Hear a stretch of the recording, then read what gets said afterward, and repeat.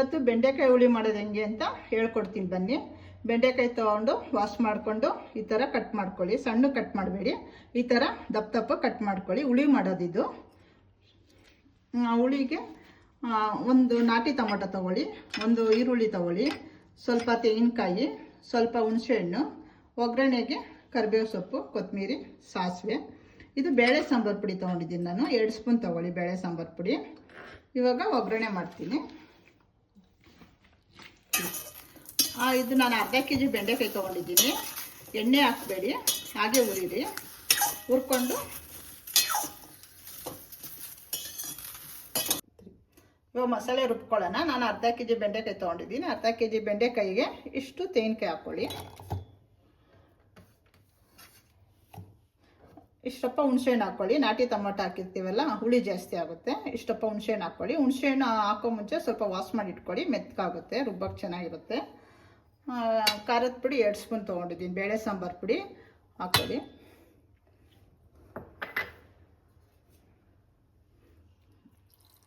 ಸ್ವಲ್ಪ ನೀರು ಹಾಕ್ಕೊಳ್ಳಿ.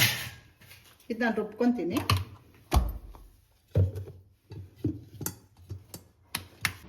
ಮೂರು ಸ್ಪೂನ್ ಎಣ್ಣೆ ತೊಗೊಂಡಿದ್ದೀನಿ ನಾನು. ಜಾಸ್ತಿ ಎಣ್ಣೆ ಬೇಡ, 3 ಸ್ಪೂನ್ ಸಾಕು. ಸಾಸಿವೆ ಹಾಕ್ತಾಯಿದ್ದೀನಿ ನೋಡಿ.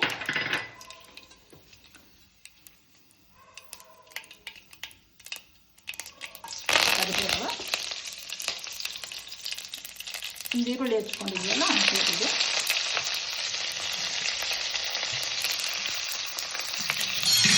ಟೊಮೊಟೊ ಹಾಕ್ತೀನಿ.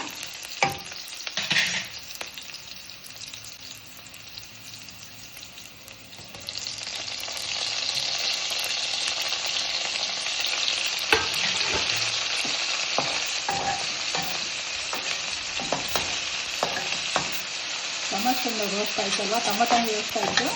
ರುಬ್ಬಿಟ್ಕೊಂಡಿದ್ದೀವಲ್ವ ಮಸಾಲೆ, ಅದನ್ನು ಹಾಕ್ತೀನಿ. ರುಬ್ಬಿಟ್ಕೊಂಡಿದ್ದೀವಲ್ಲ ಮಸಾಲೆ ಹಾಕ್ತೀನಿ.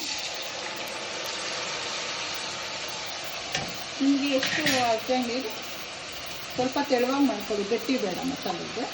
ತೆಳುವಾಗಿದ್ದರೆ ಹುಳಿ ಸಾಂಬಾರು ಚೆನ್ನಾಗಿದೆ.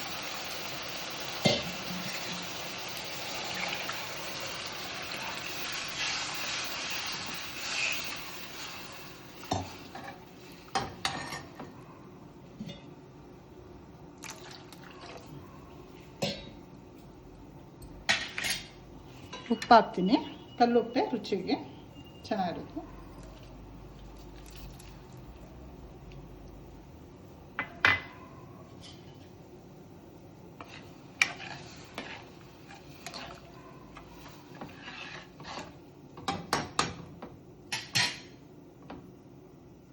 ಮಸಾಲೆ ಕುದಿ ಬಂದಮೇಲೆ ನಾವು ಹುರ್ಕೊಂಡಿದ್ದೀವಲ್ವ ಬೆಂಡೆಕಾಯಿ, ಅದನ್ನು ಹಾಕ್ಕೊಳ್ಳಿ. ಇವಾಗ ಮಸಾಲೆ ಕುದೀತಾ ಇದೆ ನೋಡಿ. ಈ ಥರ ಕುದಿ ಬಂದ ಮಸಾಲೆಗೆ ನಾವು ರೋಸ್ಟ್ ಮಾಡ್ಕೊಂಡಿದ್ದೀವಲ್ಲ ಅದನ್ನು ಹಾಕ್ಕೊಳ್ಳೋಣ.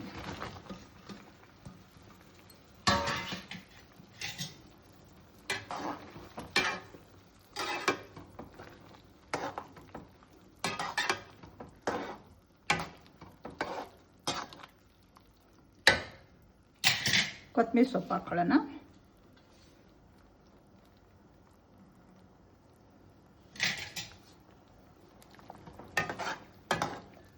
ಒಂದು 20 ನಿಮಿಷ ಬಿಟ್ಟರೆ ಬೇಯ್ಕೊಡುತ್ತೆ. 20 ನಿಮಿಷ ಬೇಕು ಬೇಯೋಕ್ಕೆ.